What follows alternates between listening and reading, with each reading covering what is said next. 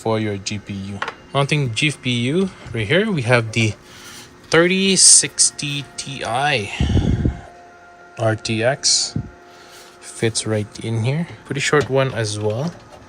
So if you are looking for a GPU with the full length, you'll be able to do that as well right here. Yeah, I've seen a video that they installed a 7900 XTX inside the Fractal Ridge, which is like insane. It's like the most powerful GPU that this case can handle. Now that our GPU is installed, we're just gonna use the dual PCIe connections here straight to our power supply unit. Okay, so when you're routing cables like this, make sure that it doesn't hit the fan or any fan whatsoever.